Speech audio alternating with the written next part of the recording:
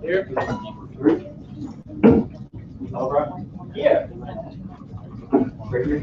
Here. Marshall. Here. Thomas. Right. One being seven, go to executive session. A motion to pass House Bill 73. This is my bill regarding nuisance violations. Any discussion? Seeing none. Secretary, please call roll. Aye. Fuller. Aye.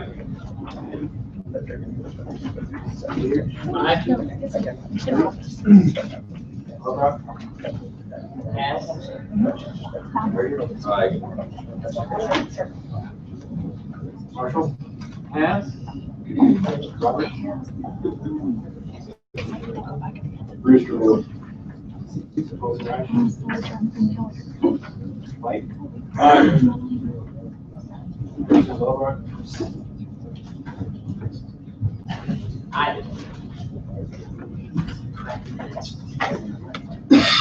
Marshall.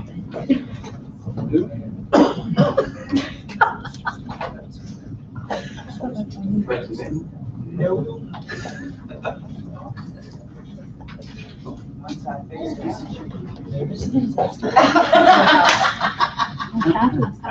Yes. By a vote of 7 yes, 1 no, the bill be passed. House Bill 73, I motion to pass House Bill 725. This is my bill regarding workers' compensation. There is an amendment, and it's .02H has been distributed. I think for its adoption. The amendment adds in stepchildren, as we talked about last time. So basically what we said is if they claim a stepchild on their federal tax return at the time of injury, they would be eligible. Seeing none, will be voice vote. All in favor of the amendment, please say aye. Aye. Vote same sign. And it passes. I move we roll the amendment to its possible substitute, not substitute. Discussion. Seeing none, all those in favor, please say aye. Aye. Vote same sign.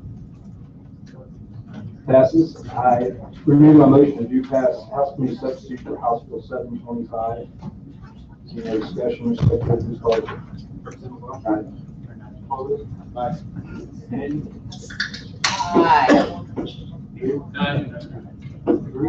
Aye. Alvarez. Aye. Gregory. Aye. Marshall. Aye. Robert. Pass. Wilson Rash. Blake. Aye. Representative Robert. Aye. By your vote of 10 yes, 0 no, you voted to pass House Committee substitute for House Bill 725. Make a motion to do pass House Bill 945. This is from Representative Fitzwater, standing for the Mental Health Department for inmates regarding basically drug use during the pendency of the case. Any discussion? Pardon me for that. I guess, is this the bill that it provides standing for? Right. Department of Mental Health. Typically, the process would be the prosecutor calls the witness. Right.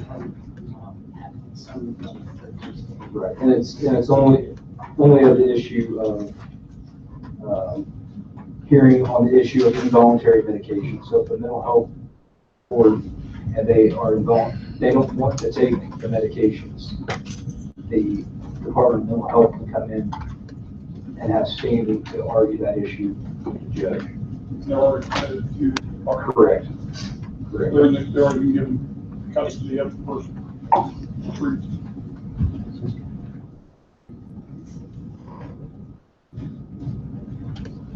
I see a question on your forehead.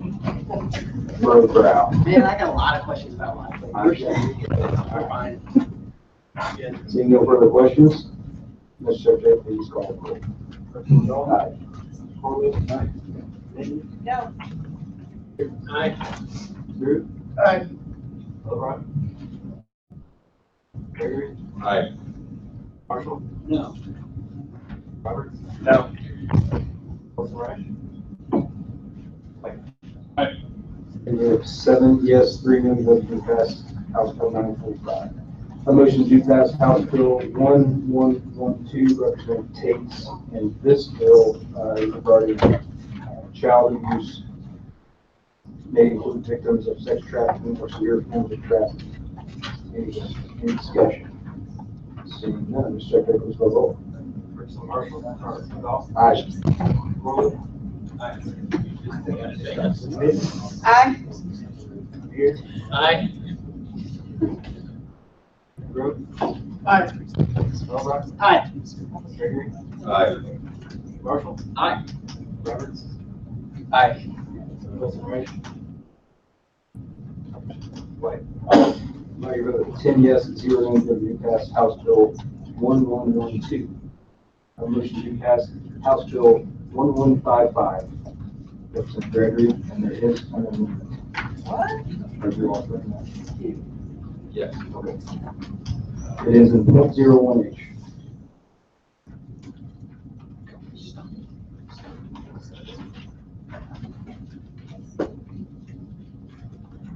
Pretty simple.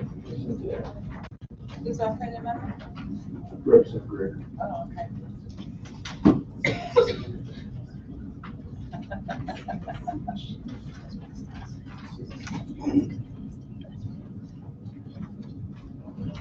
So all this amendment does is it changes the definition. One second.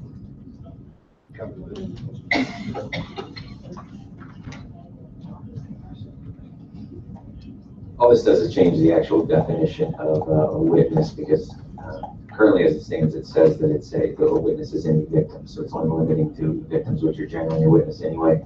So I'm changing the word the victim in that definition to person, so as to allow actual witnesses. It was just an error. Thanks. Questions on the amendment? So that the amendment broadens it out quite a bit, but more protection and more witnesses, basically. Any questions, Representative? Hang on a second, I'm just trying to see where we are. Are you changing the definition then to person as any victim or No, he's deleting the word victim. victim? Okay, witness is any person who has been, sorry, got it. Representative, you want to move for the amendment, the adoption of the amendment? I move the adoption of the amendment. Seeing no discussion, will be a voice vote. All those in favor, please say aye. Aye. Opposed, same sign. Move we roll the amendment to the new House Committee substitute and adopt the substitute. Seeing none. Mr. Secretary, please call roll. Well, if we, I'll just go back just in case I did. We roll. I move we roll the amendment to the new House Committee substitute and adopt the substitute. Seeing no discussion. All those in favor, please say aye. Aye. All opposed, same sign. Now, I renew my motion to do pass House Committee substitute for House Bill 1155. Any discussions? Seeing none. Mr. Secretary, please call roll. Pass. Corley? Right. Pass. Pass. Gosh.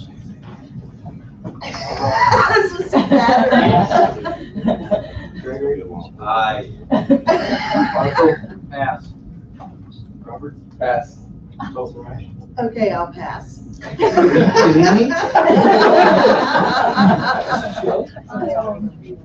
Oh, serious.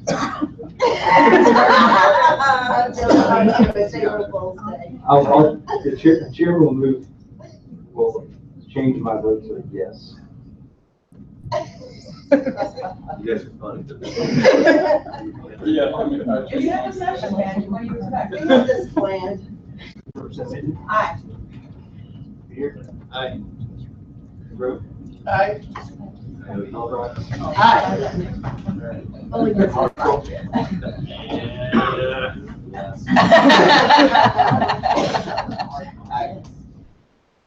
Wilson Reich? Aye. By your vote of 11, yes, 0 no, you have voted to pass House Committee substitute for House Bill 1155. I move to pass Senate substitute for Senate Bill 34. And Representative Griffin. Mr. Speaker, I have an amendment. I think it's been distributed. It is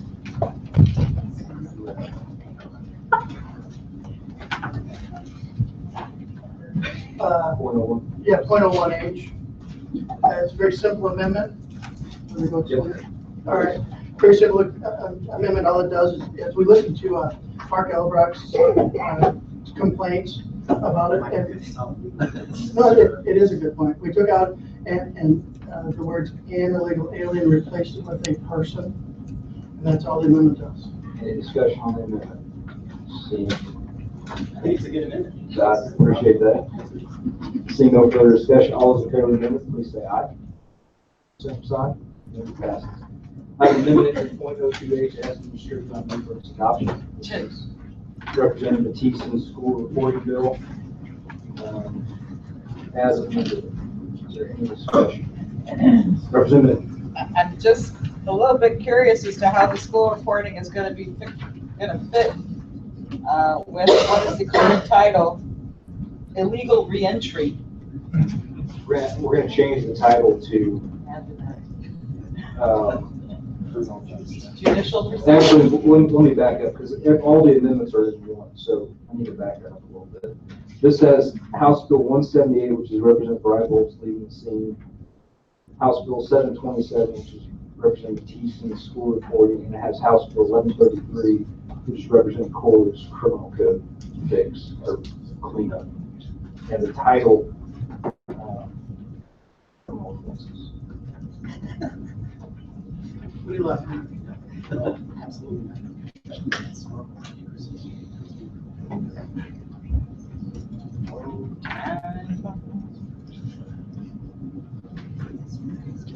Discussion on the amendment. It's more than just one.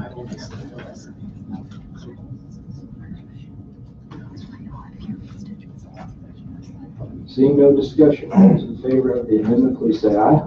Aye. Pose same sign. No. Amendment passes. Imagine that. I move to that we roll the amendments into a new House Committee substitute for Senate Bill, or excuse me, a new House Committee substitute for Senate Bill 34. Any discussion? Seeing none, this will be a voice vote. All those in favor, please say aye. Aye. All those opposed, same sign. No. Amendment pass, or the motion passes. Any I will renew my motion to do pass House Committee substitute for Senate Bill 34. Any discussion? Representative White. One of the bills that we amended on in the group of three gives me real heartburn for this bill. Rival. Representative.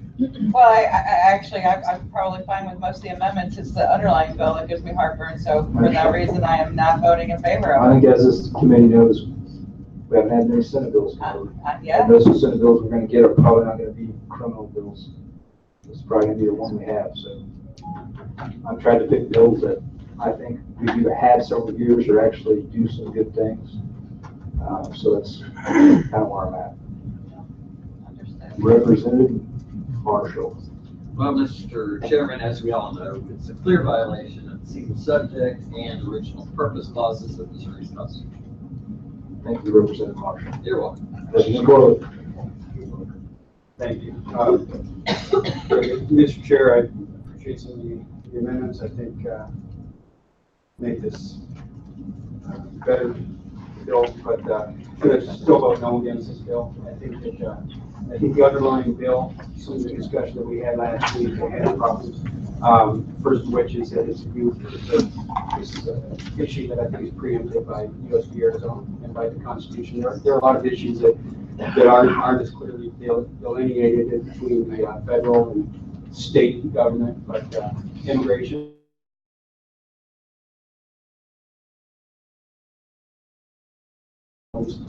Trying to put additional crimes for unlawful immigrants, and so I think that there's a problem with that. I think it's unnecessary. There are already laws in effect that are state and federal laws that go against that cover these very issues, assault and violent offenses, things like that.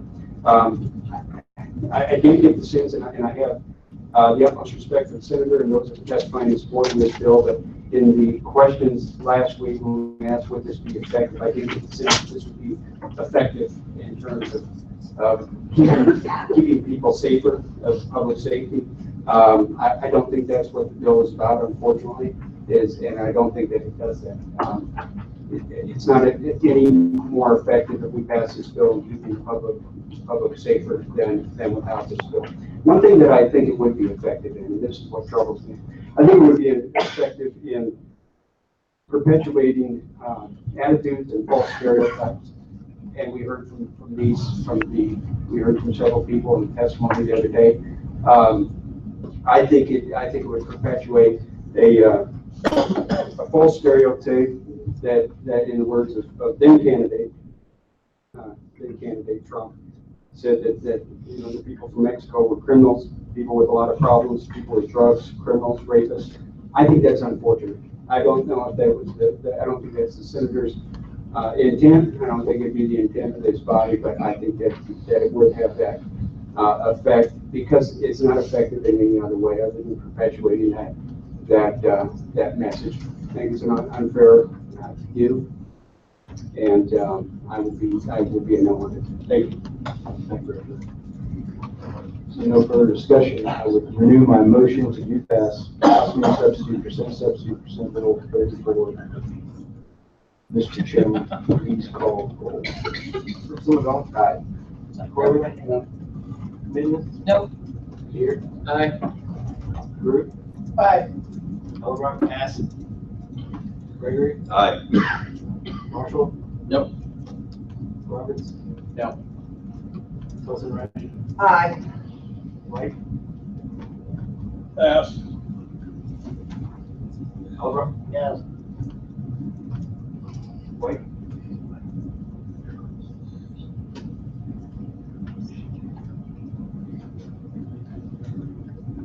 Aye. By your vote of 6 yes, 5 no, you voted to pass House Committee substitute bill 34.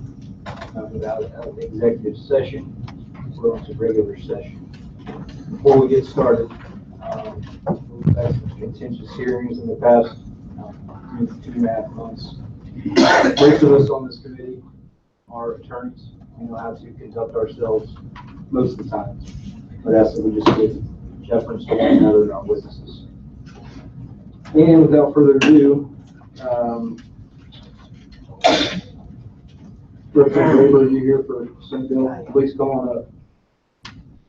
We will hear Senate Committee substitute number 2 for Senate Bill 128.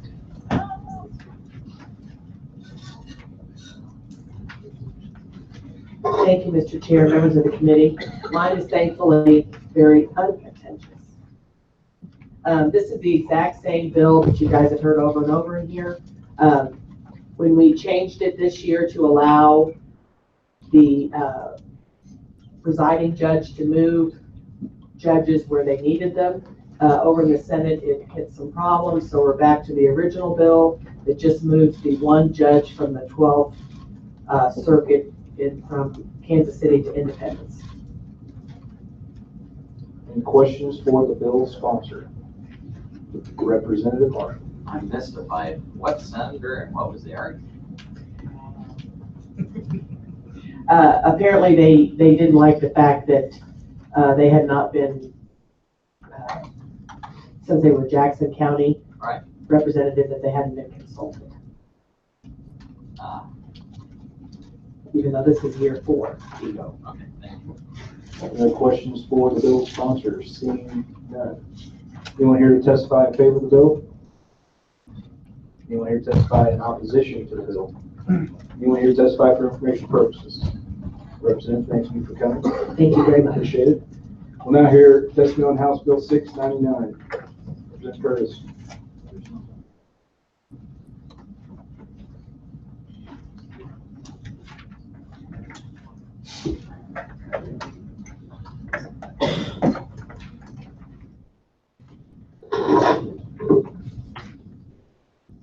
Good evening, Mr. Chairman. I'm Representative Courtney Curtis. Hey. I might as well be. I'm subbing in for the gentleman from the 73rd. With me is Todd Belcourt, Executive Director of Social Changes Liberty Project. And I'm going to briefly discuss three things before I make myself available to any questions you might have. One, why it's important to modernize how courts admonish men, women, and youth who come before them. Two, why HB 699 properly honors that importance. And three, what HB 699 would look like in practice. First, the reason this bill is important is because compared to prior generations, when people didn't look at people's criminal history regularly, let alone regularly deny them opportunities because of it, criminal convictions now have a truly life-altering impact on people's lives. Right now, convictions can result in the loss of employment, housing, educational opportunity, the right to bear arms, the ability to remain in the country even, and the ability to retain custody of children, and more. Any one of these outcomes is life-changing, yet none of these lifelong consequences are necessarily mentioned on the record to the men, women, and youth who are considering whether or not to plead guilty. And that's what this bill does. Second, this bill honors the importance of modernizing the admonishment process by ensuring that men, women, and youth before the court would learn of all of these possible lifelong consequences before they plead guilty to an offense, so they can make a truly informed decision regarding whether to plead guilty or not. And last but not least, since the courts will have more to say, it will take a little bit more time. We fully acknowledge that, but reading a few lines of the categories added would take less than an additional minute. So given the lifelong impacts that these consequences could have on these people's lives, I think it's worth spending that extra minute. So today I ask that you support this legislation to ensure that nobody in Missouri makes uninformed guilty pleas. Thanks. Happy to answer questions. Questions for the ex officio bill sponsor? Representative Alcala. Yes, sir. So what's the language going to be? If the judge pleads guilty, what's he going to say? Yes, good evening. Good evening, Mr. Chairman, the Vice Chairman, Corlew, Minority Ranking Member. And to answer your question, the legislation very clearly articulates the categories that they need to speak to in terms of subsection 4, the minimum and maximum sentence allowed, whether it's a registration requirement, whether there are enhancements, but also that this can have an impact on their ability to get employment, housing, occupational licensure, and other licensure, child custody, and also in their ability to remain in the country. Just go have the pleasure to speak. Yeah, can you just tell the committee your Pardon me, Todd Belcourt. I'm the Executive Director of the Social Change. One of the things we do is something called the Liberty Project, where we provide free legal assistance to people with criminal records, but also bring their concerns to leaders like you. So I guess now I'm asking both of you, have either of you participated in a colloquy related to a guilty plea? Actually participated in the process as either, you don't have to answer the question directly, but you know what it looks like when they go through the colloquy, the conversation that they have with the judge when the judge asks them that whole line. Like in Clay County, they have a form you fill out. It's literally like 14 pages long. And in Jackson County, they don't have similar forms, but the judge goes through all the stuff. In Platte County, they have a similar form. It's shorter than Clay County. It's like 8 or 9 pages, something like that. A formal conversation, that's what the word colloquy means. And in the context of that formal conversation, most all the stuff is already covered. So I guess what I'm asking is the same question I asked a second ago. What's the actual conversation going to sound like? In other words, what's your basic script that a judge is going to be expected to say to the defendant who may be guilty, and how does that differ from what we currently do? Well, thank you for your question, Representative LeBron. This is actually something that Representative Grove brought to my attention, indicating the length that's already, and also the great lengths that judges already take to make sure people are aware of the consequences. This provides a roadmap by which judges can construct their own level of admonishment, as long as it entails checking off these boxes, whatever that looks like in terms of paperwork. That's up to the local judge for that circuit. But it is important to make sure that this sort of admonishment is rendered so people are aware of these life-altering consequences prior to being guilty. So do you have any idea what currently informs that? Well, my understanding is that every judge makes their own representation of how that's best represented for the people that come before them. And this provides additional roadmaps for them to make sure that people get these categories of admonishments also rendered to them as well. But you're aware that the Supreme Court issues out guidelines, and the guidelines like include things, but judges can add to that. That's right. They basically already include all this stuff. Well, my understanding that is not the case. That includes all this stuff. In fact, what I've read in terms of the research entailing all these admonishments generally, that over 75% of judges do not provide admonishment related to all these matters. And given the consequences that these matters have on people's lives and the rest of their life, it's important that we include these as well. So what's the role of an arraignment in a criminal proceeding? This is relating specifically to the plea portion of the proceeding, making sure people are fully educated and can make an intelligent decision. I don't think this relates to the arraignment, but if it leads into that, I'd be more interested in hearing what you're thinking in that regard. Well, what's the role of an attorney for a defendant who's being represented? That's right. Well, the idea is to make sure that this is formally noted on the record. People can indicate after the fact to remove and actually lower the frequency of post-conviction petitions to make sure you can always go back and say, no, you were actually notified about this on the record, and give people an opportunity to make sure that they have any questions. The judge brings it up. They say, hey, you could be removed from the country. This gives someone an opportunity to then resort to their question. Has it been fully briefed? They have a chance to get that question answered, so they make the decisions they need to. But they already do all this stuff on the record for the most part, which is why most, I think something like 99% of all post-judgment convictions and post-conviction relief petitions and stuff are denied, because most of this information is already clearly in the transcript, and clearly on the record, and the person is apprised of most of this stuff usually at the time of the sentencing and at the time of the guilty plea as well. They go through it, at least in my experience, there's a two-phase process. There's the guilty plea and then a sentencing assessment report, and the sentencing is done later, and at both stages, this stuff is already kind of covered. Have you ever done these cases in other counties though? Oh, yeah. I've done felony pleas. Not everywhere does this though, right? Not everywhere has the same procedure. I have never, ever been in a situation where at least this much information wasn't covered. And I've done felony pleas all over Western District. Well, that being the case, at the very worst, this is codifying what's already considered a best practice, in which Missouri is doing something other states are not doing. So is this model legislation from some other state or from some organization? Is this something that's being handed down by like ALEC or something like that? Is this, not that, I mean, that's the only one that comes to mind. Is this like model legislation? I'm curious to know. Remember who I'm here representing today? No, I know. My question is still on point. It's worth asking. I come here on my own time, but with the express interest representing concerns of people from criminal records. People have told me in different St. Louis, Kansas City, hey, if I had known this had been the outcome, I wouldn't have done this. I wouldn't have pled guilty. I would have fought the case. So that's what brings me here, not ALEC, not anyone else. ALEC was the name of the organization. No worries. Any organization. I have my own nonprofit, and I pay my own bills out here. But ALEC sounds like they have a lot more money, so I wouldn't be mad if they adopted this measure. But at the same time, this is something that's come as a legitimate concern for the community.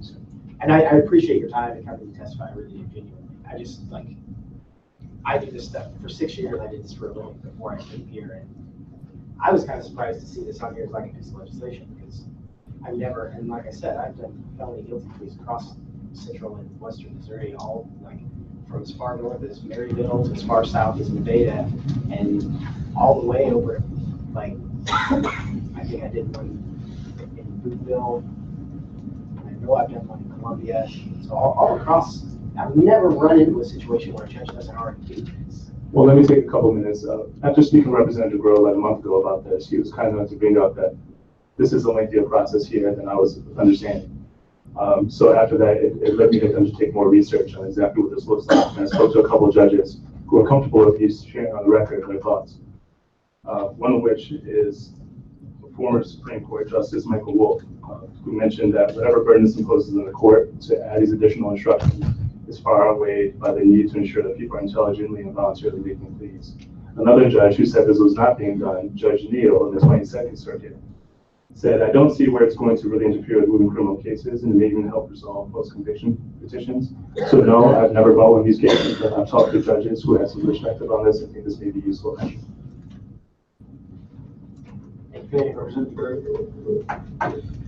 Thank you to Inquire. And also the comment, you and I did have a very lengthy conversation about this, and I appreciated your willingness to listen to me. I have done this since 1993, and like Representative Elrock, I've kind of covered the other side of the state.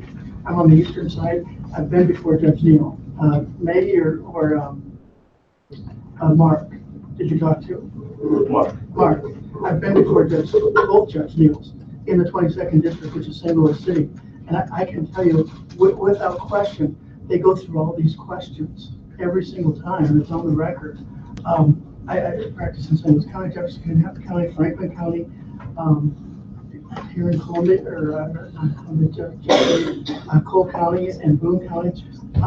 I've done this, and this problem that I thought that was going to bring up is you are going to have, by increasing the time, by increasing the questions that the judge asks to the defendant, I'm worried that it's going to lend some sort of apprehension in the defendant, and he won't trust his attorney, and it's going to result in the judge who, when you're taking a plea, that judge wants that defendant to be rock solid on whether or not he actually did it or not. And if there's any question about that, the judge shouldn't accept the plea, and they don't. And a lot of times, you enter into plea bargains for a reason, right? Because you don't want to take a trial and risk a higher burden. And that's what I think you're risking by adding this language. So just based on my experience, I really appreciate the time you spent on this. I'm not sure it's a big problem here in the state of Missouri. Thank you. To inquire. Yes. I actually have had this happen once where I did a plea, and apparently everybody didn't realize, including the prosecutor who was in charge of this, who was in this unit, didn't realize that the charge that had been amended to would make my client be a registered sex offender. So I have had it happen once, and we rolled it back. We fixed it, fortunately, but it does happen. But my concern, and perhaps I sort of share some of Representative DeGroot's issues, is that I just don't like some of the language. I don't understand until the court has explained. What does that mean? How do you explain the consequences of a plea on a defendant's ability to retain or obtain custody of a child? So you're saying that it just means that the court has to say something along the lines of, this will impact. That's not really, my concern is that I don't know if that's exactly what this bill says. And I don't mind sort of having a laundry list of saying, hey, judge, you need to remind the defendants that guilty plea on a felony can impact your ability to enroll in a degree program or retain or obtain employment. But explaining all of these things, I'm just thinking, like, how long are the pleas going to take now? And does the fact that, I don't know what the remedy would be, but, well, again, you're going to have, the motions. But that's my concern, is that this is written in such a broad fashion that, does this mean that the judge has to explain exactly how Missouri law operates in child custody cases? Does it have to, does the court have to explain exactly how loans are acquired for educational purposes, or how housing works in the private market for someone that has a felony? It's one thing to just have to say all of these things. And I think that's fair, I really do. But to have to, quote, explain, I think that's something very different. And that's my concern with the bill. Representative White? To inquire. I guess I didn't ask a question. Sorry about that. Sorry about that. It's late. I appreciate your bill. I believe we've actually heard a bill earlier this year, or it was on the floor, I can't remember if it came to our committee or not, dealing with the sex registry and people not being informed and doing a plea bargain, and then end up finding out and that has happened. And it has not been until the person has actually been released from a 120-day shock type, or whatever it was, shock treatment, and to find out you're on a sex offender registry, it's a little late to do something about it. And I think this bill is, I think that's a very important point. And I do understand some of the other people's concerns of explaining, firearm I think is important. We have gun bills periodically, we're getting, hey, I now have a felony, and I own a gun. There's federal law on that, but still, that's something that I don't think always gets explained. I think we have a pretty good set of judges in my neck of the woods, but I think there are things that are not considered, and depending upon the quality of the attorney representing the defendant, it may be overlooked. So I have concerns on, like, acquiring student loans, because I think it's a bit much for the judge to go into. But I think in particular, your number 3, registration, and then the firearms ownership are big in my neck of the woods, and they're not always covered. Seeing, oh no, Representative Marshall. Go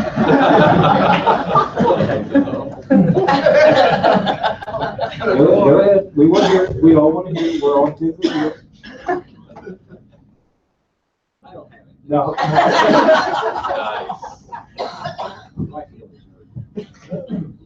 All right, just real quickly, do I read this correctly, that the bill is for any guilty plea in any court? No defendant shall be permitted to plead guilty in no court shall accept a guilty. That is how it's written, yeah. I don't see any restrictions for a felony or misdemeanor. As a matter of fact, I don't see any restrictions that we keep having, requiring a municipal court to do. Is that how you read it?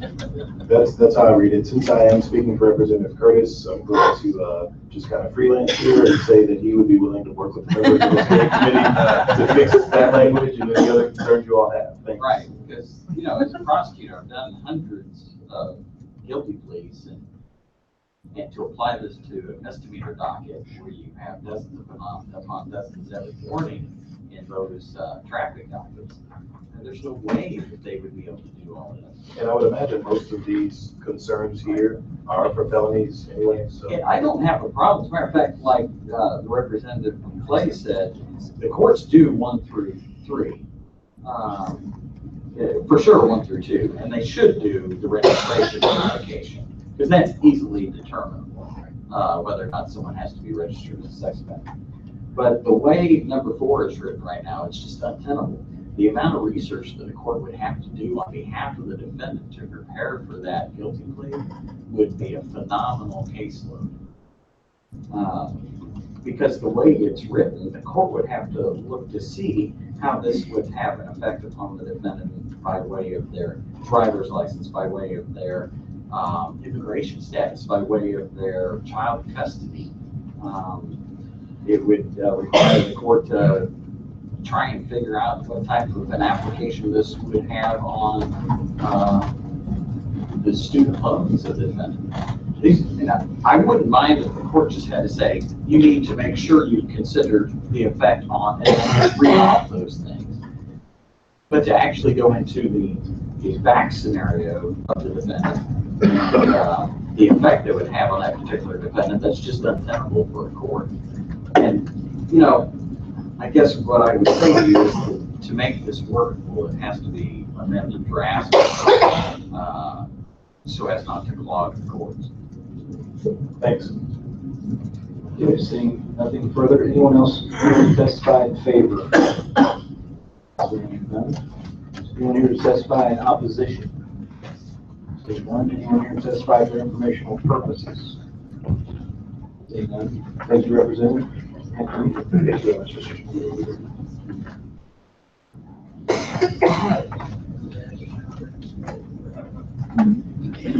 Now your testimony on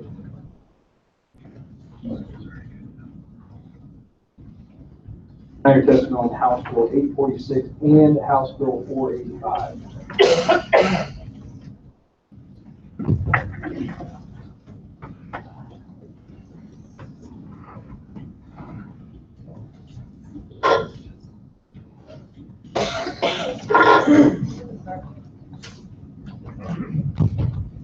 At your pleasure, sorry.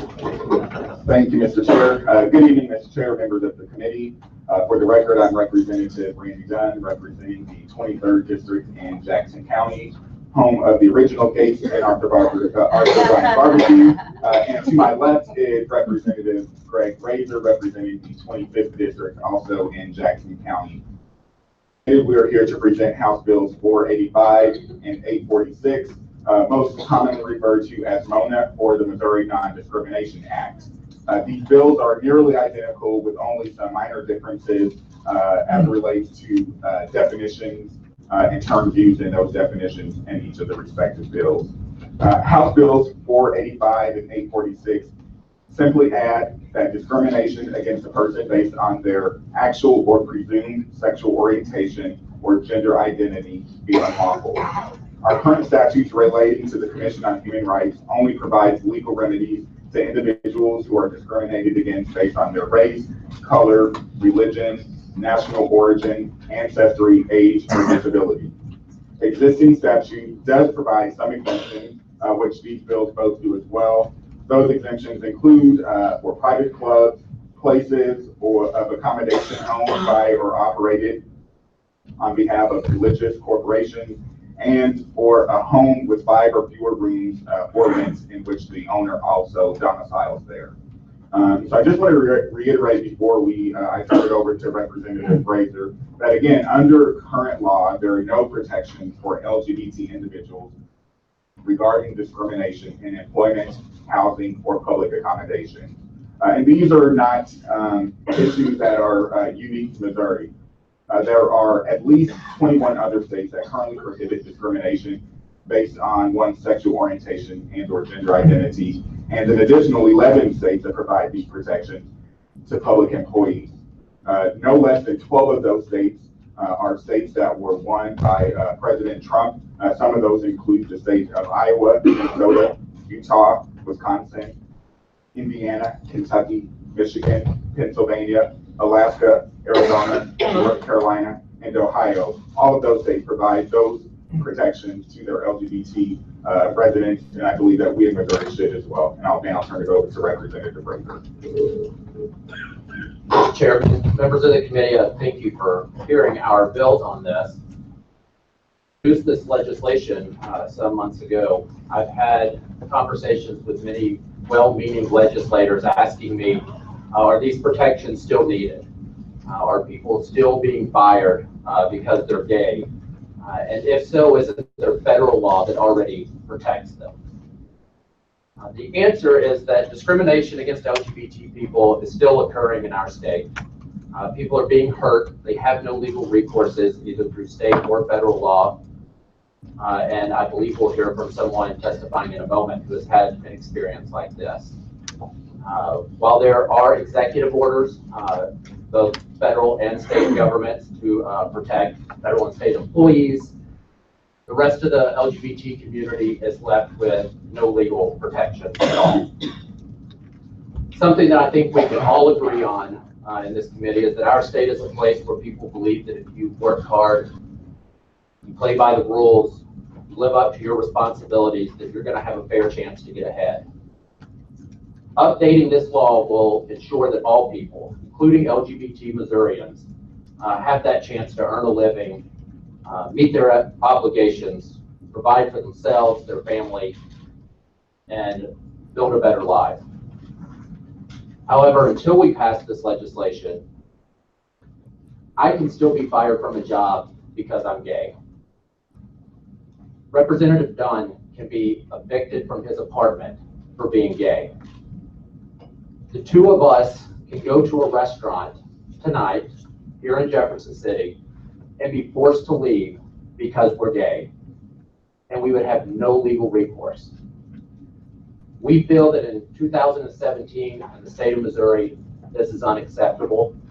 It's why we've introduced this legislation, and we're happy to try to answer any questions that members of the committee may have. Thank you, Representative. Questions for the bill sponsors? Seeing none. You want to hear testify in favor? Let's have a raise of hand. All those in favor? Yes on that. Representative Hannigan, come on up. We need to pull a chair up there. You guys can know, bill sponsors, you guys stay seated. You don't get off the hot seat. Thank you.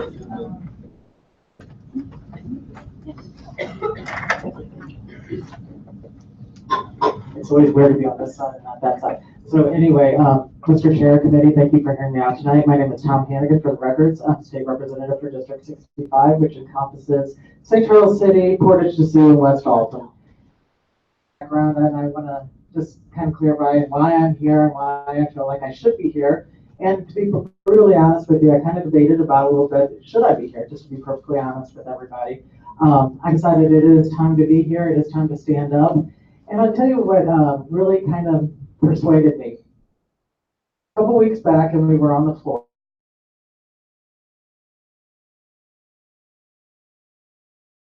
extra protections.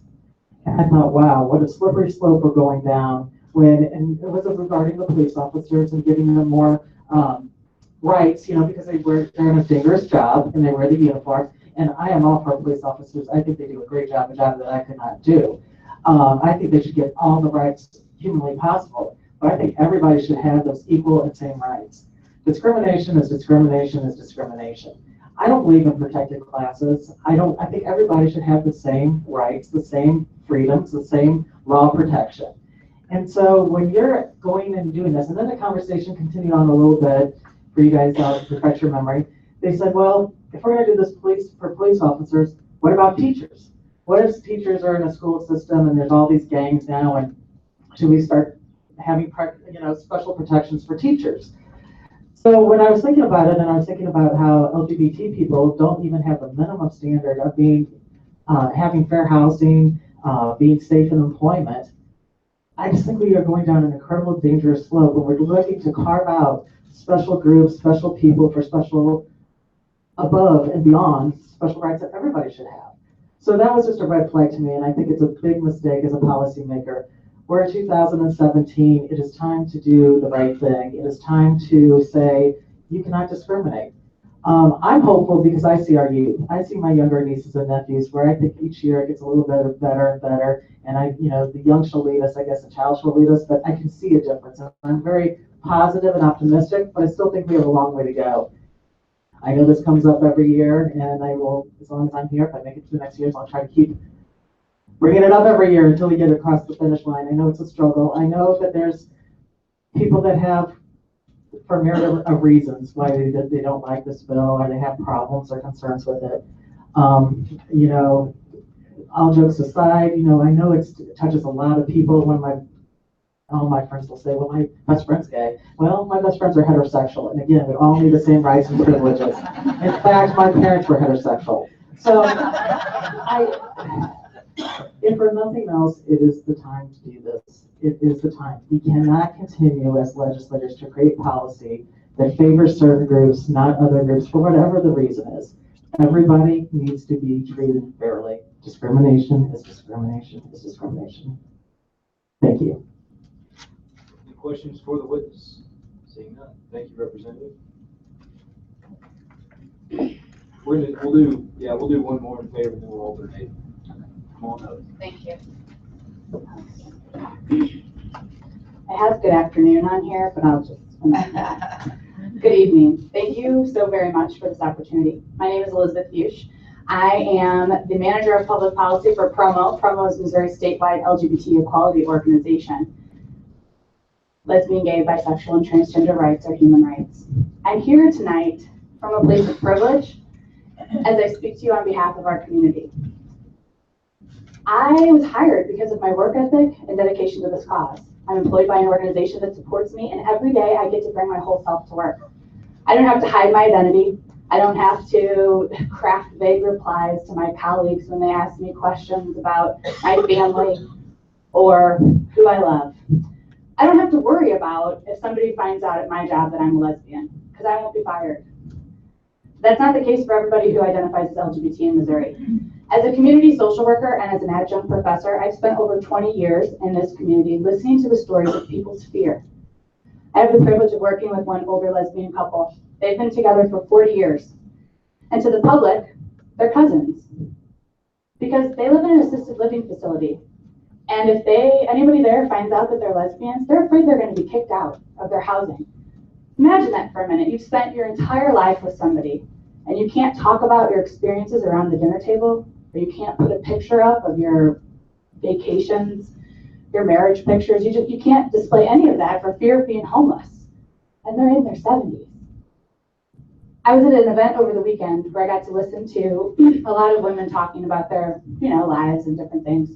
So I was sharing with them, part of my job at PROMO is to go around the state and host these focus groups with people living in rural areas and urban areas. So LGBT people all across the state. I've had the most amazing experiences.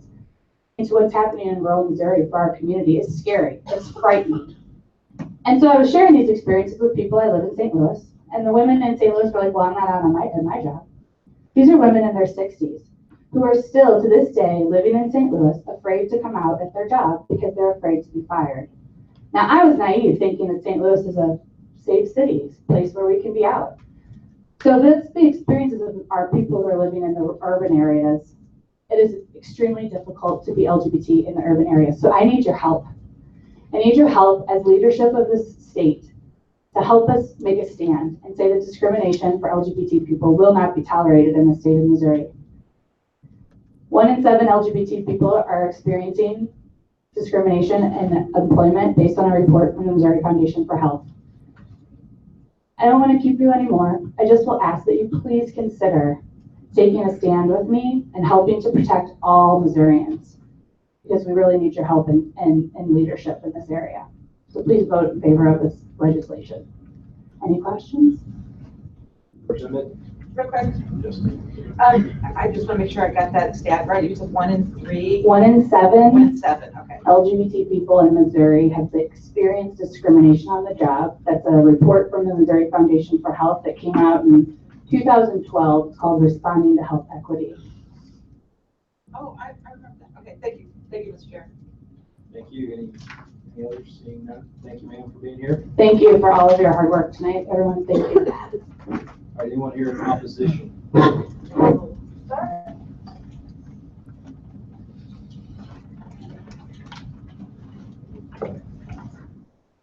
you, Mr. Chairman, members of the committee. My name is Brian Button, General Counsel for the Missouri Chamber of Commerce and Industry. I'd like to go on record in opposition to the bill. Our position hasn't changed. The standard of the MHRA has changed. We cannot support any additional protected classes under the law. The proposal before you adds sexual orientation and gender identity. If the bill offered to protect veterans, pregnant women, marital status, political affiliation, credit history, you name it, I'd be here offering the same exact testimony. I'll be happy to take any questions. Representative Group? To inquire. Yes, sir. Thank you, Chair. So you're talking about the contributing factor to the motivating factor standard? Correct. Thank you. Representative? Trukar, Yes, ma'am. and I guess I'm sort of just following up on that. So if that were to change, then I guess it's safe to assume that next year you would be back here in full glory to support this legislation? I don't have a crystal ball, but our position has been pretty clear over the last several years. If that is to change, I think it's a very safe bet that no one would be here in opposition. Okay, because one of my concerns is that, that does happen, and then suddenly next year there's some other issue. And I think that for this particular group of folks that have been discriminated against, it's like it's always something. It's always something, and that's part of my frustration. I understand that you're, and I'm going to leave it at that. This hearing has gotten heated in the past, and my hope is that we don't go there this time. So thank you. I appreciate that. Thank you for everybody being nice. Any further questions? Thank you. Thank you. Anyone else in favor? Come on up.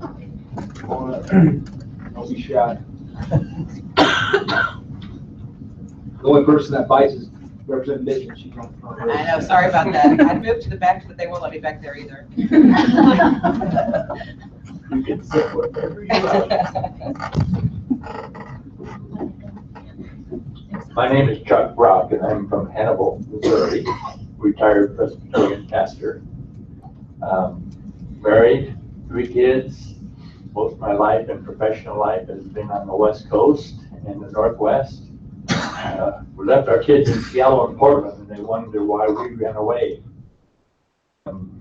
We just say, you can come here, visit anytime you want. I come in to speak in favor of the addition of the LGBTQ group to the MONA. And I have all kinds of scratchy notes here, but as I listened just to the testimonies a moment ago, it really came to me that issues of the pain and the exclusion of gay people breaks my heart. Not just as a human being, but as a pastor. The church has been a party to the same discrimination. our kids say for a number of reasons. Number one being they don't come to church and are not a part of it because it is so exclusive. And we say, but you've listened to your parents for all these years, you know where we stand. And they say, yeah, but sometimes you're in the minority. This is not a new issue for me in my 50 years of Presbyterian pastoral work. I have worked with families, I have worked with individuals. I promised my wife I wouldn't go into all that. And I know that a lot of the opposition heatedly is from biblical interpretations, and I forgot to ask you all to bring your Bible, so I won't go into that. But I will say that from the middle 19th century, the intensity of discussion about exclusion and inclusion was over the issue of slavery. Our denomination and every other one split over that. But in time, that animosity went away, and understanding the scriptures changed when lives began to kind of come forward and say, but this is us. It takes place for gender, for race, for marriage. Each one of those issues stood on, as it turns out, shaky biblical principles. The biblical principles, nonetheless, that people affirm. But life came up against those, just like they do in families. I've seen it over and over again. Loved ones, kids, come to their parents and say, Mom, Dad, I'm gay. They go through a period of struggle, but in the end, become supportive, become advocates for their kids as well as for gay rights. So we have changed. We have adjusted. We have looked at it different ways. We have not reinterpreted the Bible, but dug deeper and seen the more light that is in Scripture than we thought at first when we looked at it only on the surface. I think the very same thing will be true here. What side of history do we want to be on? There's so many ways to talk about the issue of, there are three major scriptural texts, and I'll be happy to send any of you one of the greatest articles I ever read by Jack Rogers, professor at Census with Theological Seminary, titled How I Changed My Mind on Homosexuality. It's brilliant and very careful. If you leave me your email or I get your email, I'll send you a copy. It's instructive. But slavery has been rejected. Married partners have learned to live equitably in mutual respect and love. Gender equality. We remember Paul's advocate that neither Greek nor Jew nor slave nor free or male nor female. This is the kind of freedom. This is the kind of openness. This is the kind of diversity I believe the kingdom of God is and will look at. And we have to do everything we can to make sure that continues in our communities. So to include, I can never say it, I lost the letter straight, but you know what I mean. It was a shocking oversight to me when I realized it wasn't there. And if you face oppositions from Christian groups who use the Bible rather than study and try to live through the Bible, if you have that kind of opposition, move on. Shake the dust off. Give me a call. I'll be happy to talk to people. You're not alone. There are other ways of looking at it and still being a person of faith, because in the end, I follow Jesus Christ. I am committed as a biblical person to everything. You basically, making sense there. And I've said too much. I think it's time to take up a collect. Oh, I'm sorry. I'm not in church. I'm wearing my Jesus sandals, but I'm not in church. So I'm very pleased. Thank you very much, Mr. Chairman, all of you good folks. You've been through a long day. And I appreciate your hard work. I really do. And it's a privilege to have been here. I just want to remind all witnesses to fill out the witness forms if you can. I did. Any questions for Mr. Brock? Thank you, sir. Any questions for Mr. Brock? Seeing none. Thank you, sir, for being here. Careful going back to Hannibal. Go ahead. Yes. Anyone here in opposition?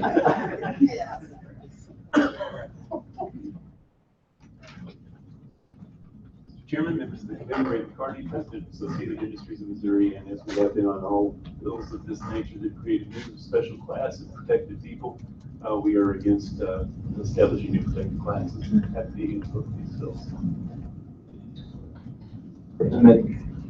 Choir. Yes, ma'am. Your testimony sounds a little bit different to me than the testimony we heard from the chamber. It may be. And so my question is, does the position of Associated Industries have anything to do with whether or not there are changes to the Missouri Human Rights Act? No. So you would be opposed to this even if the changes were passed? We'd have to look at it again in that context, but as of now, no, we've not made any commitments like that. Could I ask why? Because as the previous witness had said, establishing new protected classes for any group of people causes issues. We believe it's just another way to sue players. So we do have issues with that. And I don't know if that would change or not. As I said, we'd have to look at that. So when you say causes issues, is the only issue that you're referring to the ability to sue employers? Yes, new ways to sue employers. It should be the same way, it's just different people. I mean, you know, neither of these bills change anything substantive about the Missouri Human Rights Act. All that they do is add somebody else. It would be no different than, adding veterans. We have proposed that as well. Okay, thank you very much. Thank you, Mr. Chair. Thank you, Cecilia. Representative Roberts. Yes, sir. Thank you for your testimony. So I get the impression you're saying that if you were king for a day, you would repeal the entire Missouri Human Rights Act as well? No, that's not the case. Okay, so would you support repealing the protections for people being discriminated against based off their race? No, we would not support that. You would not support it, So so as a matter of fact, we oppose all discrimination of all sorts, and we encourage our employers to adopt policies opposing discrimination. okay, so what do you call it when someone's fired based off their sexual orientation? I'm here. I would call it discrimination. Would you call that discrimination? I would say that if companies enact policies against discrimination, including LGBT or any other, I think that's a very good thing. But when you go from policy, That's not my question, no. And so your testimony is that you oppose discrimination, right? And you don't think that, and you would call it that a person being based off who they love. Would you call that discrimination? We would encourage companies to have policies against discrimination. Okay, But yes or policies no? are different than statute. I'll make it really simple. Yes or no? Is it discrimination if someone is fired based off of their sexual orientation? Yes or no, please? I really don't have an answer.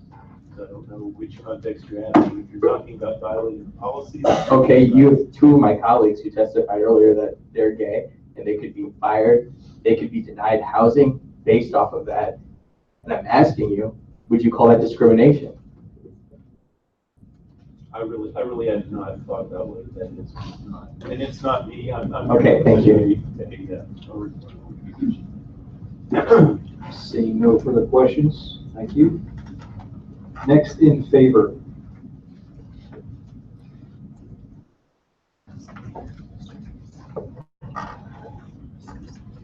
Good evening. My name is Kathy Serino, and I live in Columbia, Missouri. I'm here to speak in support of the Missouri Non-Discrimination Act. Missouri currently has no protections for the LGBT community, and someone can be fired or lose their housing just because of who they are or who they love. This is a real-life problem with real-life consequences. And at one point or another over the last 7 years, I have been discriminated against in every aspect of my life. All of it right here in central Missouri. I've been denied housing, denied employment, and even denied service, just going out to dinner. I was even once denied medical treatment at a local hospital for a broken rib just because of who I am. My discrimination, though, pales in comparison to that of Daniel Smith and her mother, Teresa Jackson. They were murdered last summer and then had their home burned down around them, right here in central Missouri, for no other reason because of who Danielle was. How long does this have to keep going on before we do something about it? The LGBT community has the same hopes and dreams and aspirations as any other Missouri. Discrimination clearly has no place in today's society, and we should all be treated equal with the same rights and privileges. There are already 18 states and over 200 cities that have passed similar legislation without any negative impact. With businesses and tourism in states with anti-LGBT laws looking for new places to go, it also makes good financial sense to make Missouri as welcome to attract some of the $1 billion up for grabs. This body needs to send a clear message that discrimination against any Missourian will not be tolerated. And I would like to please ask for you to support passing this bill and moving it to the floor for a vote. Thank you for your time. Thank you for being here. Any questions for the witness? Seeing none, thank you. Anyone else in opposition? Opposition.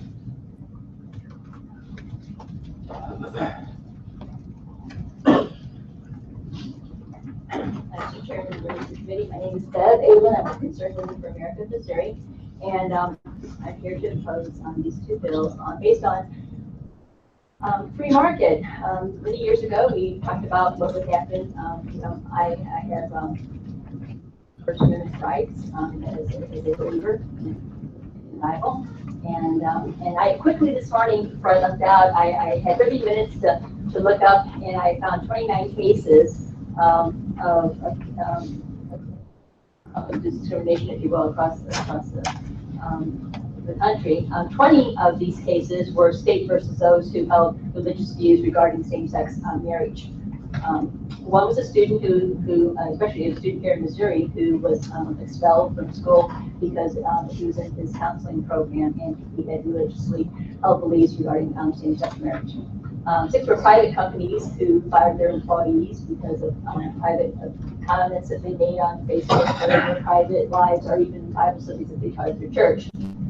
2 were religious liberty cases that would have been a case from the state, but in Texas they don't have a statewide non-discrimination policy regarding sexual orientation and gender identity.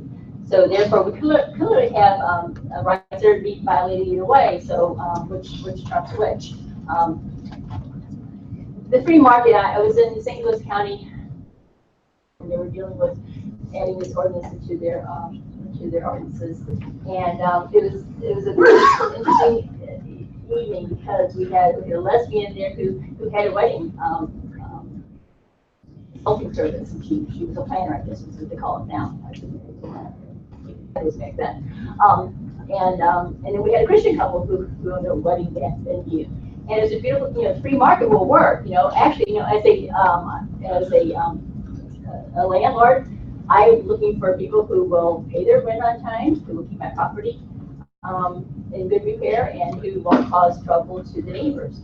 As an employer, most employers would prefer somebody who will show up on time, who will do their job well, who will interact with customers if that's part of their job well, and be an asset to their company.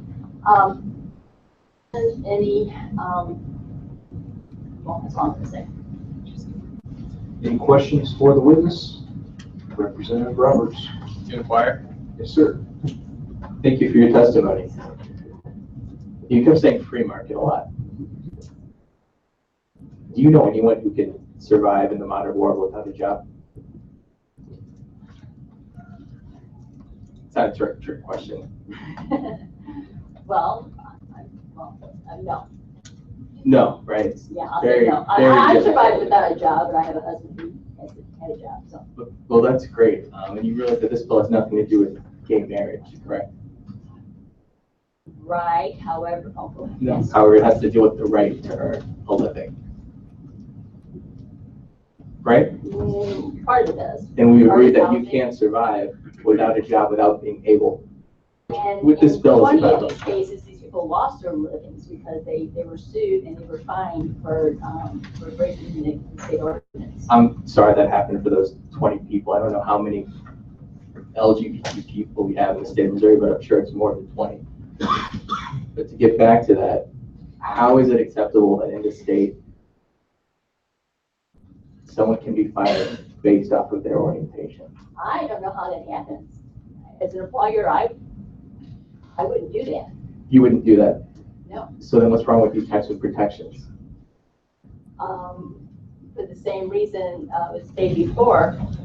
It's not really these protections, but those states that have this in their statewide non-discrimination clause, these 20 cases where people lost their businesses was because of it having in place. The 2 cases that were brought were in Texas, who did not have a statewide non-discrimination clause, and those suits were brought to conviction. Well, I'd like to talk about the state of Missouri and what we hold ourselves to. I think we should be a state that measures and values people based off their integrity, competence, and character, which is what these protections codify. I agree. Why wouldn't you support this legislation? What would you, because it goes a step further. You said How? they're before I write those down. What are those? Integrity, character, and competence. competence. Okay, one more. You said 4. I said 3. Well, I said there was 4. That's okay. So none of those are based on what my sexual orientation is. My character, my integrity. Absolutely. What was the other one? Your competence. My competence. That's what you should be measured on, right? And it would be wrong to measure you based off of who you love, right? That's right here. Go ahead. That would be wrong. Okay, so you find that acceptable. I think you answered my I'm question. saying that a landlord is looking for somebody who's going to pay their rent, keep their property, and make sure the neighbors aren't upset.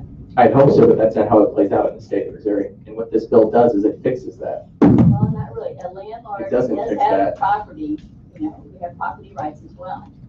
So we have several rights to be considered besides sexual orientation. Okay, tell me about that. How would this hurt a landlord? How would this hurt a landlord? Yeah, is that what you're saying, that there are certain property rights that landlords have? I'm trying to follow you. No, I'm against this ordinance because when this ordinance is, when sexual orientation is up into the non-discrimination clause, then people have lost their businesses because they're sued because they're deeply held religious beliefs. It goes beyond the landlord part or the employer part.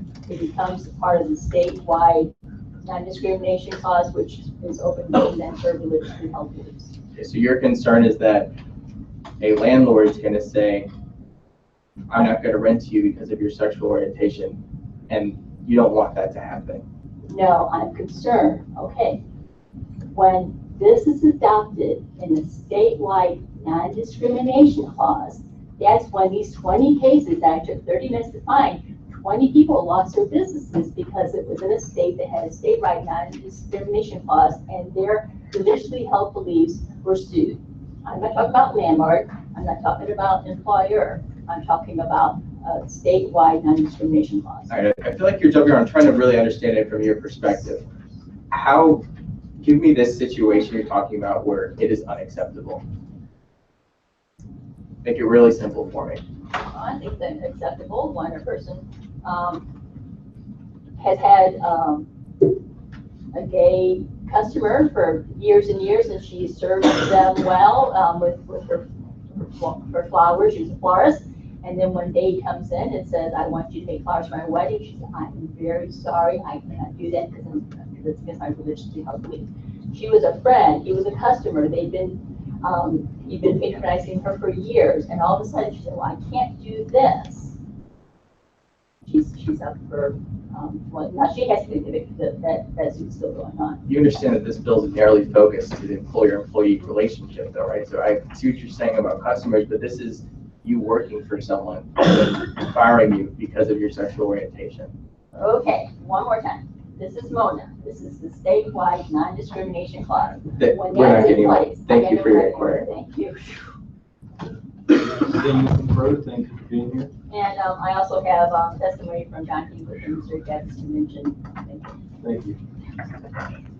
Let's see, I'm on In favor, in favor.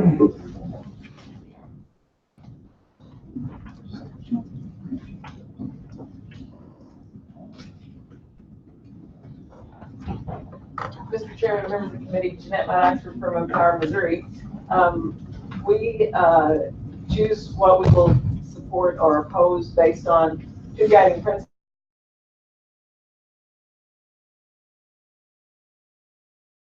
In Missouri should be treated with dignity and fairness. It also includes the phrase that we should build a welcoming and inclusive 21st century social climate free of hate and prejudice. And also that we should fully support policies that empower people to overcome their economic circumstances. When LGBT people cannot depend on having steady employment because of discrimination, it does lead to them having a higher poverty rate. And I've included a chart for you on testimony that you received hopefully earlier from a study called Paying an Unfair Price, a Financial Penalty for Getting LGBT in America. So we support these bills because we're hoping that this can help us have the right discrimination to level the playing field a bit. One of the major factors around the higher poverty rate in the LGBT community is that folks often don't have as much educational attainment because they've experienced bullying in school and just didn't go as far. They dropped out. This bill isn't about school bullying, but if we do have a firm principle in our society that discrimination based on sexual orientation and gender identity is not acceptable, we believe that would also have a good impact on our school climates as well. Welcome any questions you might have. Thank you for being here. Any questions for the witness? Thank you. Next in opposition.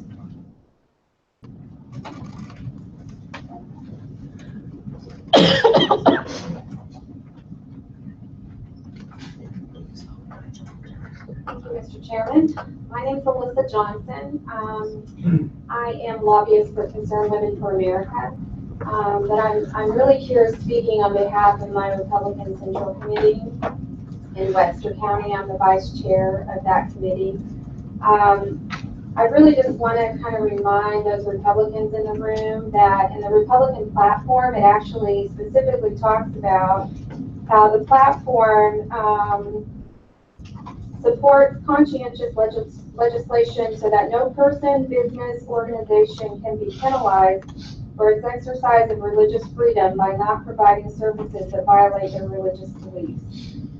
The reason I bring that up is because religion really highly correlates with the issue of the LGBT mission or agenda in our government policies. 70%, according to the Pew Research Center in 2014, 70% of Americans identify as Christian. Pastor testified that it was, correct to adopt legislation as this that's being proposed today. I would disagree.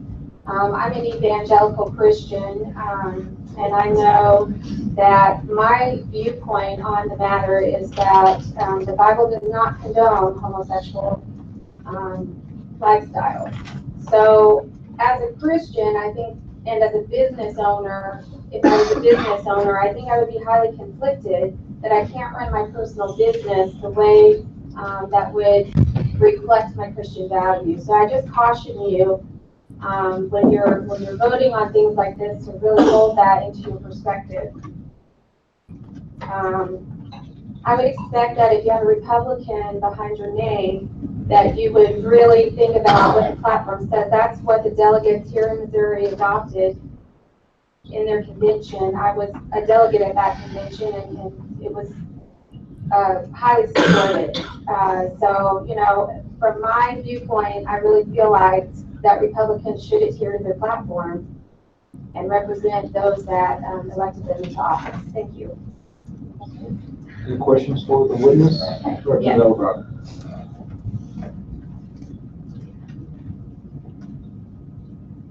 you for being here. You're welcome. I'm a Roman Catholic. I love you. Thank you. Just the way God made you. What do you mean when you say LGBT agenda? I am saying that issues like this, where they're wanting more representation, I guess, in the government, But not so much that, it's just at the expense of other people's beliefs. So it's kind of like, well, I respect you as a person and I love you, I'm a Christian, but when you want to put other people in a position where they have to be penalized for their freedoms, you know, I think that isn't right. I don't agree with that. So what is the agenda item that we're objecting to?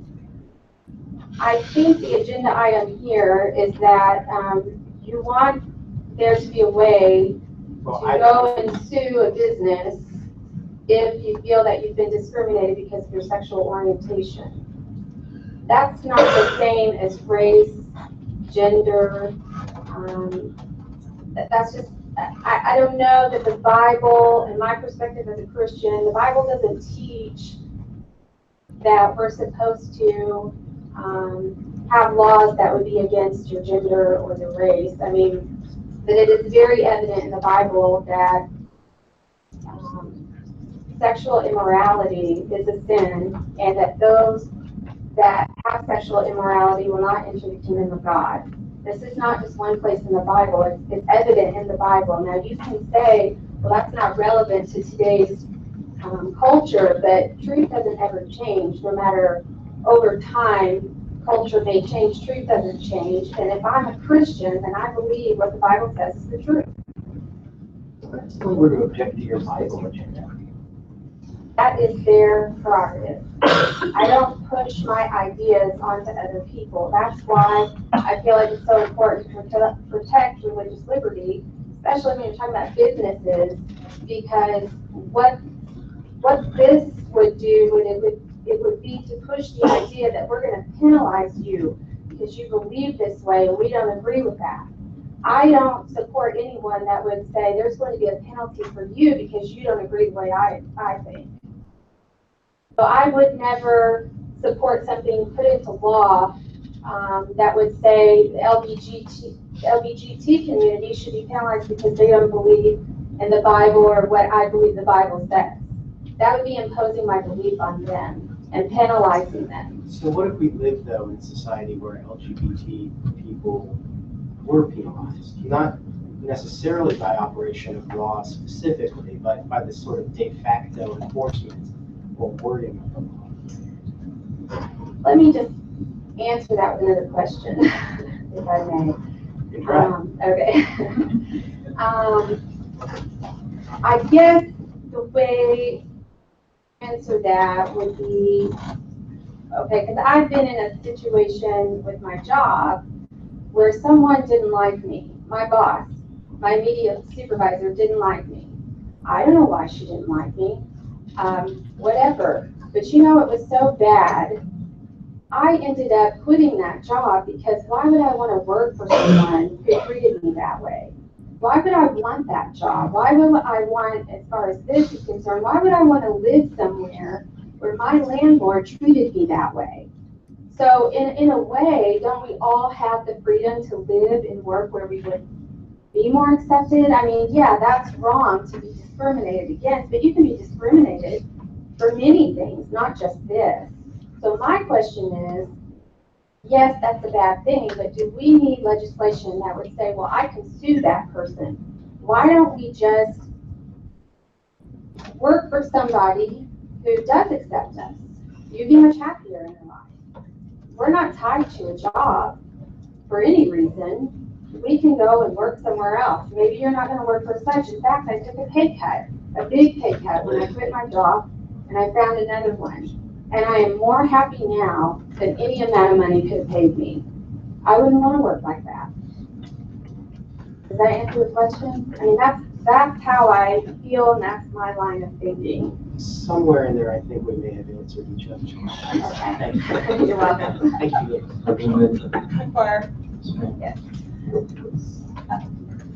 One of my concerns about this line of argument, frankly, of basis is that, and I'm no historian, but the same arguments were used to support slavery. The same arguments were used to prohibit interracial marriage. And I guess what my question is so I'm assuming that you don't think that that's okay, or that the Bible says it's okay to discriminate against someone based upon their color. I mean, is that a fair assumption? You know, I mean, it is, and I'm glad you bring that up, because I think there's a misconception out there that slavery was the result of Christians or the Bible, and that's not true. No, I'm not saying that at all. What I'm saying is that even after the Civil Rights Act was passed, there are many, many members of the South that basically, although they weren't so good at citing the chapter and verse, but used many arguments based in Christianity and based in the Bible to support their continued discrimination against persons of color. The same arguments were certainly used up until Loving versus West Virginia, the lawsuit about interracial marriage. And that's kind of where my concern comes from, because again, it's sort of the same things. If I believe that God,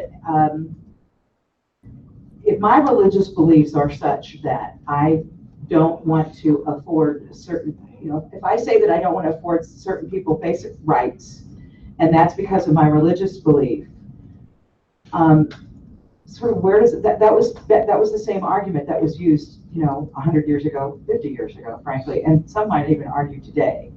And so that's sort of my concern when we start talking about these sort of quote religious freedoms. And again, I am assuming that you don't support discriminating based upon someone's race. I just would like to say that many people have different interpretations of what the Bible says. But if you go and you look in the Bible, you can see what it says. Well, and again, I'm sorry to interrupt you, but I'm just saying people said the same thing way back when about. I'm not aware, now that may have been someone's interpretation, but I'm not aware of any scripture that says that it's okay to discriminate against someone's skin color. And again, I would come back to saying that is someone's interpretation. That's kind of my point, is that these are all interpretations. Okay, but how can you misinterpret where it says that sexual immorality is a sin? Honestly, believe it or not, my father is a minister, and I really don't want to go down that road, and I suspect that most anybody else in this room doesn't want to go down it either. Then just one other thing, again, you talked about want versus, you talked about want. I wouldn't want that job. I wouldn't want to live there. And I guess my concern or my question is, but what about people that need? I don't know about your community, but I can tell you about my community. I have lots of folks that don't have much choice. They're just not afforded honestly, the same advantages in life that I've certainly enjoyed. So, I might say I don't want that job. Honestly, I've had to work at jobs that I really didn't want, but I had a child to support, or I had other obligations that were certainly more important than my personal. And I have also worked at jobs for a really long time because I did not have another option. What I'm saying here is that we all have the liberty and freedom to pursue other opportunities. And that's, to me, what the role of government means, is that the government is there to ensure that I have those opportunities and liberty. The government is not there to say, I'm going to disenfranchise this group on behalf of this group. That's all I'm saying. I want there to be liberty and opportunity for everyone, but this doesn't solve that. Here's the problem. So do these two gentlemen right here. That's really the ever-loving problem is that we're talking about freedom and liberty and opportunity. And unfortunately, and we learned this obviously when it comes to race, without law, without those hammers, basically, it doesn't happen. We are absolutely not affording those same opportunities and freedoms and liberties to folks that are just different than us. So I'm going to agree to disagree, but I appreciate your coming. Thank you, Mr. Chair. Representative Roberts, to inquire. Thank you for your testimony. I want to get this quote right. You said, liberty to pursue other opportunities. Just work somewhere else. That's acceptable to you. I'm just saying that people have a personal responsibility that if they're in a situation that is unhappy for them, they have the right to find other employment, to pursue other employment. No one is mandating that they have to stay in that situation. That's the beauty of this country. The American dream is that we have opportunities. So let's empower them to have opportunities like that, not take a law and say, we're going to penalize you because you're religious belief. We don't care about that right to your religious freedom. We care more about this person being able to sue a business. Does that make sense? I'm just trying to. No, Okay. I apologize, it doesn't. I mean, your liberty to pursue other opportunities, you're saying that a person's just free to go somewhere else. Mr. Chair, could I just jump in here? Did you ask him to limit his questions about the bill? I mean, My questions are about her the bill. personal opinions are fascinating, but she said she's. I'll give a little more of these. Thank you. Okay, I'll make this really clear. So if I'm at work, my boss calls me a nigger, it's okay, I can just work somewhere else? Well, I think that pertains to your race. Okay, so that gets acceptable then. Discrimination. That would be race discrimination, which is already protected. We're not talking about that. We're talking about. Well, let's go there then. My boss calls me a faggot. Is that acceptable? You know, that's very disrespectful. I agree. I think it's absolutely abhorrent. And to say that that's something we're just going to tolerate, or you can just go work somewhere else, that's disgusting to me and unchristian. Okay, you know, I'm not saying I agree with that behavior. I'm just saying you're not going to fix. That's what we're trying to do with this bill right here. We're trying to fix that problem right here. Thank you for the inquiry. No further questions? Thanks, ma'am. Next, in favor of the bill?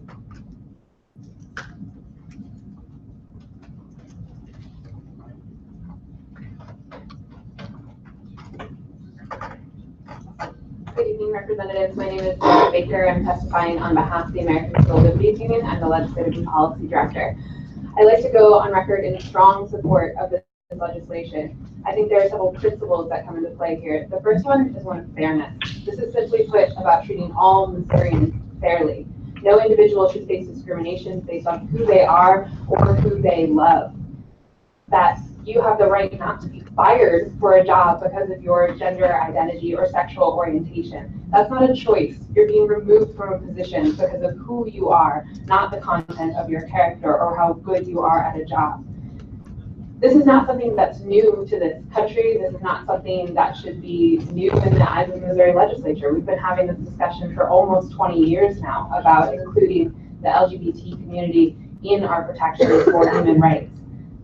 Furthermore, it's not new to Republicans. 7 in 10 Americans support including non-discrimination in their state statutes. That breaks down to 6 in 10 Republicans who favor laws protecting LGBT people from discrimination on their job, in public accommodations, and in housing. When it comes down to religious freedom, look at the law, look at the bill that's being proposed, and recognize that there are already exemptions drawn in to the legislation. Beyond that, recognize that religion does not give anyone the excuse to discriminate when it comes to a public business. It does not give you the right to say where someone can sit at a counter. It does not give you the right to deny service to someone. These are public businesses providing public services. More, we need to talk about the 14th Amendment because we've heard a lot of discussion today about the freedom of religion, and we strongly support the freedom of religion. But one religion does not govern this country. That's what the Establishment Clause is about. So let's look to the 14th Amendment and hear that it calls us to rely on equal protection for all under the laws. That's the duty that we have to uphold under our Constitution. We've also heard a lot of arguments about how this is bad for business. However, that's not what Fortune 500 companies have found. Almost 90% of Fortune 500 companies prohibit discrimination on the basis of sexual orientation. 2/3 of Fortune 500 companies extend the same protection to transgender employees. The reason they do this isn't just because it's fair and just because it's right. They also find it profitable. 50 of the Fortune 500 companies reported that pro-diversity policies increase their profits. That's from the Williams Institute in 2011. You'll also find a letter coming your direction from the St. Louis Chamber of Commerce that supports this legislation. Beyond that, I'm turning in a list of over 1,000 businesses throughout the state of Missouri that support this legislation and a petition of 500 individuals who support this legislation throughout the state of Missouri. We've also heard concerns that this is going to lead to abundant lawsuits in the state of Missouri. However, the GAO did a report to the Government Accountability Office in 2013 that studied the 21 states that have enacted anti-discrimination legislation and found that only 3 to 4% of the number of employment discrimination claims that they were processing came from these categories. That's not to say that individuals are not suffering discrimination. They clearly are, and we could point to examples throughout Missouri. But the idea that we're going to have an abundant slew of lawsuits doesn't seem to be correct or accurate, reflecting the experience of other states who have enacted similar legislation. With that, I have some questions. Questions for the witness? Representative Colville. Thank you, Ms. Baker, for your testimony. I appreciate it. I want to go back to something you said with your organization. You said you supported the freedom of religion. And do you think that it is up to us as legislators to tell people what they should believe in their religion? I believe it's up to you as legislators to make sure that discrimination doesn't exist. No, I don't think you have any right to tell anyone what their religion should be or how to dictate their debate. Okay, we've had 2 people tonight testify. Both of them based their positions on the Bible.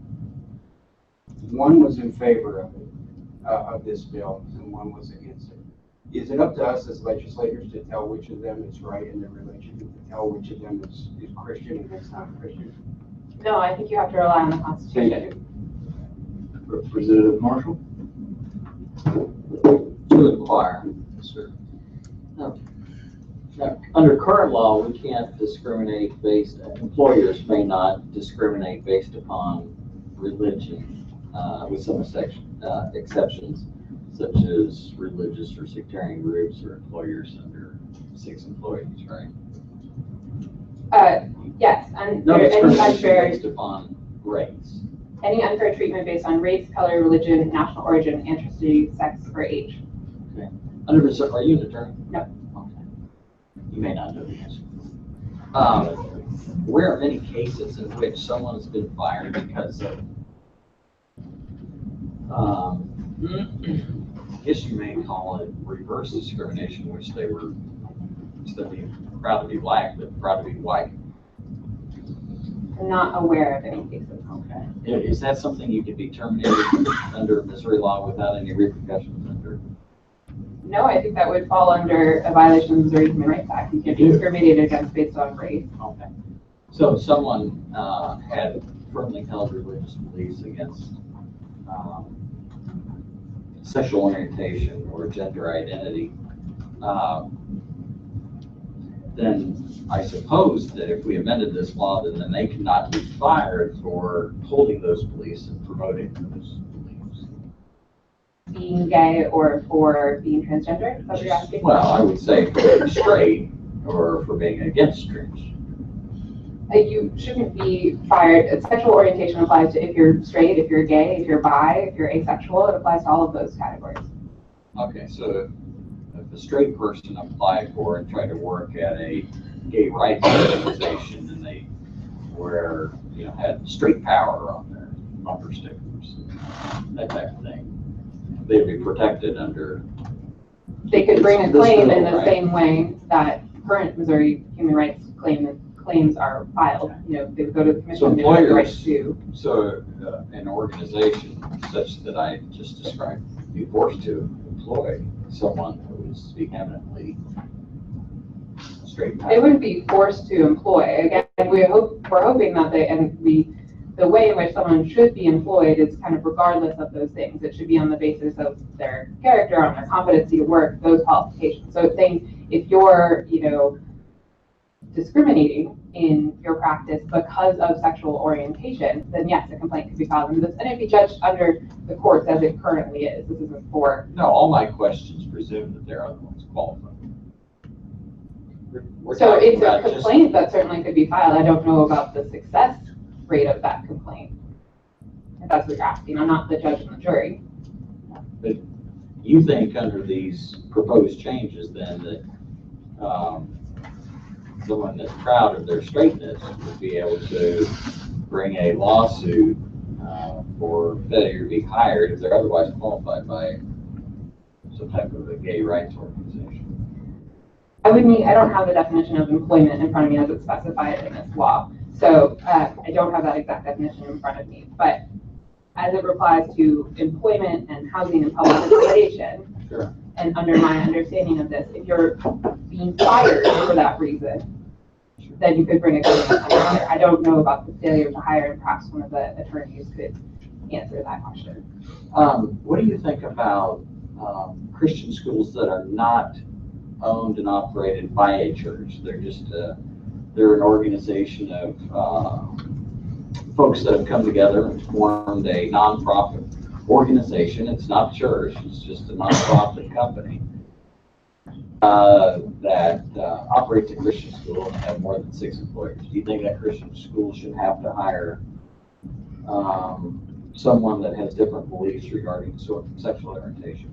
I think they should make their hiring decisions not on the basis of sexual orientation. Even a school whose sole purpose is to train children. Well, first off, I point to the religious exemptions already under this law. So there's a possibility that they would fall under that based on the description that you're giving, but also. I think the Supreme Court's been pretty clear. This actually, Missouri Human Rights Act applies to Catholic hospitals. They're not exempt from that. And I'm not saying that they should be accepted out. I'm saying they should make their hiring decisions not based on, well, I'm not making that argument here. Again, here's where we're going look to at have the problems in legislation. our districts. We're going to have problems when we have, unbeknownst to them, they hire someone that has a totally opposite position regarding something that you have to agree. There is a significant portion of the Missouri population that has moral objections. You would agree with that. But they can't fire people based on those moral objections. So if I objected to hiring you because of my, I would object to hiring you. But if I objected to hiring someone on the basis of religion or color, I would be wrong. Even a Christian school. I can't coach my discrimination in those values. So what about, let's say you have an elderly mother that needs in-home health care. And you ask that because it's overnight care that they have a female home health care worker come over to take care of your elderly mother. Under your bill, if that employer has over 6 employees, 5 with your wishes, and send over someone that you believe to be female to take care of your mother, and then when morning comes, you realize that person is not who others might consider female. And then you ask for that person to be re-signed. Isn't that employer then going to be subject to a charge on the Missouri Human Rights Act? I think that's a pretty blatant example of discrimination because a transgender woman is a woman, if that's what you're referring to. Okay. Do you think a significant portion of Missourians hold that same belief? I don't have opinion fully on their beliefs when it comes to that. However, I think that it's a pretty clear indication of discrimination if you are making a hiring or firing decision based on someone's or sexual orientation or gender identity. So you don't believe in that a family should be able to choose who would take care of their mother overnight? Missouri law. I believe that a family should be able to, make decisions about care as they see fit. What I'm saying is that family isn't the employing agency that's sending someone over. I don't think that this bill necessarily covers the example you're discussing. But I would also talk about, the 14th Amendment is really what's at play here and about equal protection for everyone under the law. Yeah, that's interesting because you made some comments about things that people can't change. So you agree that people change their sexual orientation from time to time? I believe that people are born with sexual orientation that they are. You've never heard of people changing their sexual orientation? I've heard of people coming out of the closet. I've heard of people realizing who they are, but sexual orientation is sexual orientation. I would encourage you to do a little more reading. What about gender identity? People change their gender. Same case. I believe that people with gender identity come to recognize, they may at first be sort of forced in the confines of the genders that they are not, but again, I believe they are born the way that they are. And I would encourage you to not just ask me, a heterosexual female, these questions, but if you need information, I have to ask you because you're the witness. Right, but I would encourage you to have these conversations with promo. I would encourage you to have these conversations with transgender individuals and with gay individuals, because I think they could better contextualize their experience. I'm speaking from a place of privilege where I haven't had to go through the the struggles of being gay in our society or being transgender in our society, and I would encourage you to take into account their perspectives. What shall I do if I encounter someone, you say, talk to the people you described, what shall I do if I encounter someone who claims to be formally lesbian or gay, and now they've decided that's not appropriate? I would also encourage you to talk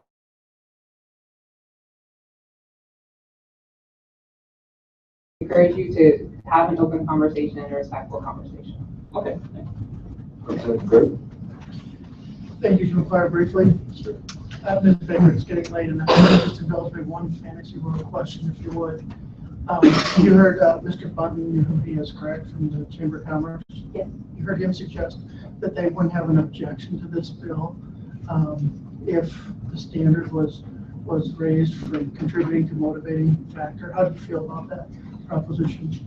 Well, if you're asking in regards to Senate Bill 43. I'm not asking it, I'm just in regard to this bill, the MHRA. Okay. We're on record in opposition to changing the standard.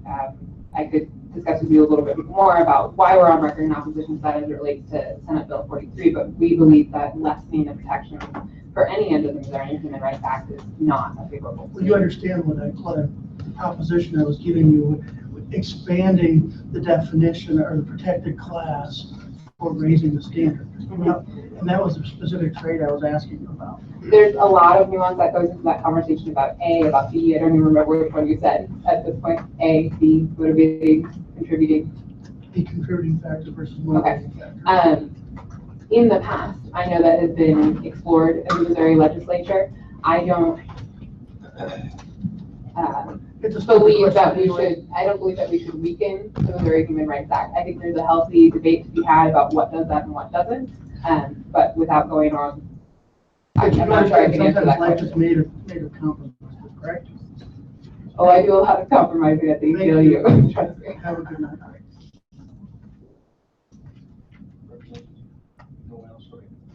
Thank you for being here. Appreciate your testimony. Anyone else in opposition? Seeing none. Anyone else in favor? Thank you, Mr. Chairman, members of the committee. Trish Wolfman here today representing the Monsanto Company, and would like to go on record in support. We've been supporting this legislation for the last several years, and we'll continue dialogue. Representative. My mind just went blank. Sorry. I am forgettable. I would not say that about you. That's great news. And I apologize, this probably isn't a fair question, but I've got to ask it, and I may have asked it before. Is Monsanto a member of Missouri's Chamber of Commerce? We are a member. Okay, so obviously, at least one member of Missouri's Chamber of Commerce does not agree with the testimony we heard here today. Well, to be fair, Monsanto does support the change in the I understand that too, but you also support this unconditionally. Independently of that. Unconditionally. Correct. Thank you. Seeing no further questions, thank you. Anyone else here in support?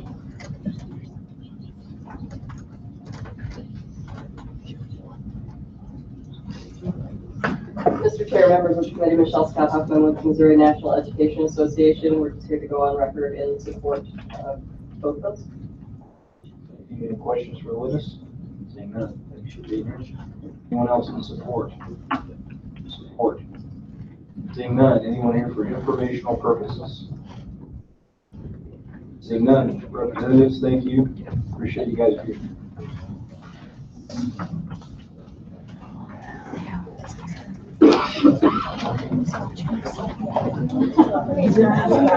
Testimony on House Bill 983.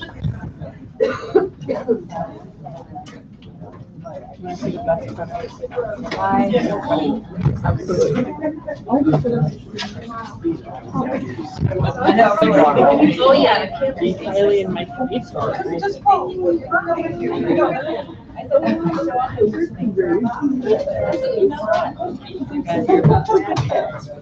I told her now. Sorry. Thank you, Chair, Representatives. My name is Bruce Throat. I'm from 101st District. This bill is really simple, non-controversial. It outlaws all abortions in the state of Missouri. The Catholic Church, the mandatory